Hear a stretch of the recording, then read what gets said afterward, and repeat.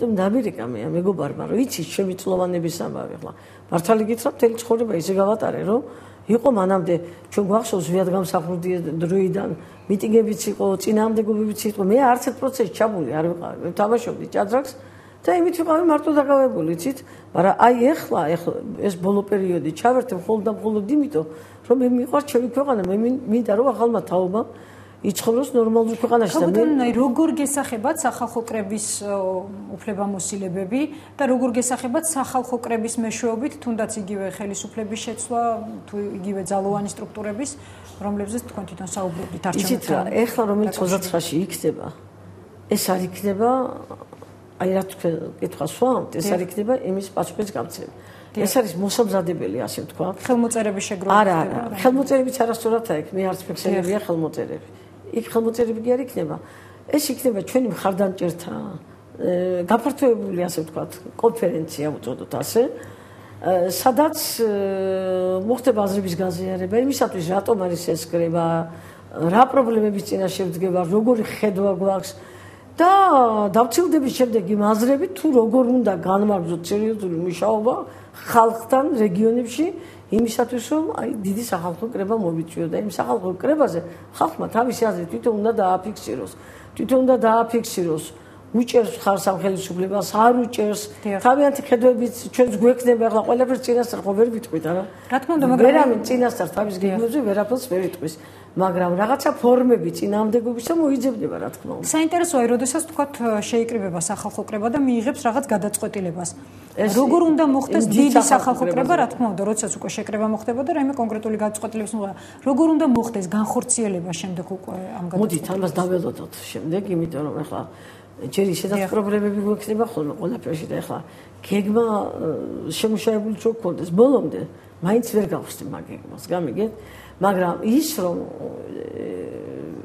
რომ რაღაცა ფორმები წინააღმდეგობის როცა ხელისუფლება ასე ვთქვათ არ გაიზიარებს მოსაზრებებს საზოგადოების არ და საზოგადოება დიდი ძალაა საერთოდ დიდი ძალაა იმისათვის ჯერ ერთი კონსტიტუციურად მაქვს მას ეს უფლება როცა უკმაყოფილოა თავის ხელისუფლებით გამოხატოს ასე ვთქვათ პროტესტი ეს ამიტომ ეს არის აბსოლუტურად ცივილური ფორმა და შემდეგ როგორ გავითარდება მოვლენები ამას უნდა დაველოდოთ. აი რა იქნება ხალბატონონა სამართლებრივი უფლებამოსილება თვითონ სახალხო. იცით რა ჩვენ სამართლებრივადაც წარმოვადგენთ ყველაფერს და ვიტყვით რატომ და რისთვის.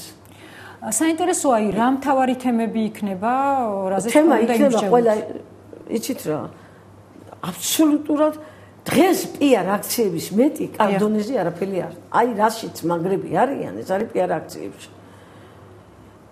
ამ პიარ აქციებში იხარჯება უზარმაზარი თანხა უბრალოდ და ამ დროს ესე იგი ჩვენ ვიცით რა რაოდენობის ადამიანს უჭირს საქართველოში თქვენ წარმოიდგინეთ ერთხელ ხელისუფლების ერთ-ერთ წარმომადგენელთან ერთად მომიხდა ერთ-ერთ ეთერში გამოსვლა და როცა მან თქვა ოფიციალურად თქვა ასეთი რაღაცა რომ მილიონი არის სიღარიბის ასე ვთქვათ ქვეშ და თქვენ წარმოიდგინეთ ახლა სადაც ამას ოფიციალურად წარმომადგენელი იტყვის ხელისუფლების იმჟევით კიდე ჩვენ ხო ვიცით რომ ამ სიღარიბის სტატუსი არ მოქმედებს იმ ადამიანებზე ვისაც სახლში აქვს შავთეთრი ტელევიზორი და ძველი მაცივარი მაგრამ ეს ხო არ აჭმევს საჭმელს სამუშაო ადგილები არ არის როგორც წესი თუ რამე იყო ისიც იხურება ყველაფერი გაჩერებულია ინვესტიციები ნაკლები შემოდის მე როგორც ვიცი 2012 წლიდან ჩვენ მოგვიწევს ფაქტიურად მე ეს ექსპერტის ერთ-ერთი იმაში წავიკითხე მილიარდი ის გადახდა უკვე დიდი ვალის მილიარდს აღწევს ეს ჩვენი გადასახდელი ყოველწლიურად და სანამ ესენი წავლენ კიდევ დაემატება ალბათ ეს ვალი ასე რომ უბრალოდ კატასტროფულ მდგომარეობაში ვართ მაგრამ გარდა ამისა თვითონ კულტურა მეცნიერება მთლიანობაში რო ავიღოთ განათლების სისტემა ნუ ეს არის ყველაფერი იცით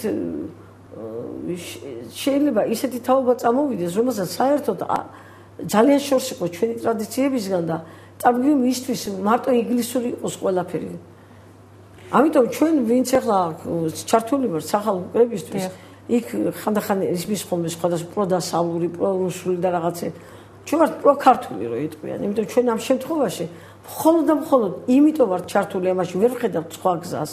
ამოწურულია თითქმის ყველა შესაძლებლობა, რომ ჩვენ გვინდა ჩვენი ქვეყნის გადარჩენა და ამისათვის ჩვენ გვინდა აი ეს დაშინებული ფენა საზოგადოების დიდი ნაწილის ყოველ შემთხვევაში, რომელიც ხმას ვერ იღებს სხვა მიზეზების გამო, რომ აი რამენაირად მოვახერხოთ თუნდაც რაღაც გარკვეული ნაწილის ამოქმედება და რთულია ეს აბა. ეხლა შორსა ვარ იმაზეც გამო თქვა რომ აი ჩვენ ასე ჩვენ ამას არ ჩვენ უბრალოდ ვთქვათ რომ ჩვენ ბრძოლის ამეთოდს, რაზედაც ლაპარაკობ. ჩვენ ვალდებული ვართ ეს მეთოდი, ეს საზოგადოების წამოწევა წინა პლანზე საზოგადოების დარაზმა გამოვიყენოთ. იმიტომ რომ თუ რომელიმე პოლიტიკურ პარტიას აქვს უკეთესი აზრი ამ ხელისუფლების მოცილების გაძლევთ სიტყვას, ვინ ჩაბული აქვს ყველა დაუდგებით გვერდში. მე ეხლაც ვაცხადებ, ყველა ჩემს ინტერვიუში, ყველა ჩვენ, ვინც ვართ ჩართული, ყველანი ვაცხადებ ნებისმიერ პოლიტიკურ პარტიას. ვისაც უნდა ამ ხელისუფლების წასვლა, ამ ერთი იდეის გარეშე, ჩვენ ნუ დავიწყოთ მსჯელობა სხვა საკითხები აქ ამ შემთხვევაში არ არის. არის მხოლოდ ერთი იდეა. ანუ თავარი თქვენი იდეა არის ხელისუფლების წასვლა და ეს ხელისუფლებაში აქ მარტო პრეზიდენტი კი არ შედის. მთელი ხელისუფლების გადადგომაზე აქ ლაპარაკი, იმიტომ რომ სხვანაირად არჩევნების ჩატარებას უაზრობა უბრალოდ. ქალბატონო, იგივე არჩევნებში დიახ. ამიტომ თუ ამ იდეის ირგვლივ თუ ეს იდეა არ ესმით, ეს უკვე ჩვენი პრობლემა არ არის, იცი? თუ ამ იდეის გარშემო უნდათ დარაზმო, მოვიდნენ და დაგვიდგნენ გვერდში. თუ უკეთეს იდეას შემოგთავაზებენ, კიდევ ერთხელ ვიმეორებ, მზათავარ დაუდგეთ გვერდში. მხოლოდ ამ იდეის ირგვლივ. თუმცა ქალბატონო, თქვენ ამბობთ, რომ თავარი იდეა თქვენი არის ხელისუფლების შეცვლა, თუმცა არ ლაპარაკობთ დეტალებზე და ახლა დეტალებზე მე როგორ უნდა თუ თქვენთან მოვალ თავშოთ ოპოზიციური პარტია უკვე კონსულტაციაზე, იმათთან მაინც გაამხელთ ამ დეტალებს, იმიტომ რომ მათი იმათთან ერთად დააგვეგეგმა წინააღმდეგობის ის ფორმები, როგორ და რა მოხდეს, იმიტომ ყველა პოლიტიკურ პარტიას აქვს თავისი გამოცდილება. თავის შესწავლები, რა შესწავლები გაიარეს ეს ყველაფერი აქვს, ეს ხედვა აქვს. გარდა ამისა, ყველა პარტიას რაღაც რესურსები ადამიანებს ხო გააჩნია. რესურსები ადამიანის აუცილებლად საჭიროა, იმიტომ რომ ჩვენ უნდა მთელი საქართველოს მასშტაბი თუნდაც ჩავერთოთ ამ საქმეში. ამიტომ თქო ჩვენ პოლიტიკურ პარტიებს მოსვლას. მაგრამ ახლა თუ ისინი იძახიან რომ არ ესმით, ჩვენ ვლაპარაკობთ ხომ ახლა იდეა როგორ არის? იდეა ეს არის ამ ხელისუფლების მოცილება და ამ იდეის თუ კარგად გააზრება შეუულია ჩვენთან ერთად. მოქმედების გეგმის შედგენა შეუძლიათ. აბა მეტი პოლიტიკური პარტიების არსებობა მეტი რა შეადგენს მე არ მესმის. ქალბატონო, იყო საკმაოდ დიდი აქციები, სწორედ ხელისუფლების გადაყენების მოთხოვნით, რომლებმაც სამწუხაროდ შედეგი თავის დროზე არ მოიტანა. როგორ ფიქრობთ, რა შეიცვლება? თვითონაც ამბობენ, რომ შესწავლები დავუშვიდა თავიდან რომ ქონდა ჩვენ ზოგიერთ პოლიტიკურ ასე ვთქვათ ხელმძღვანელთან, ლიდერთან.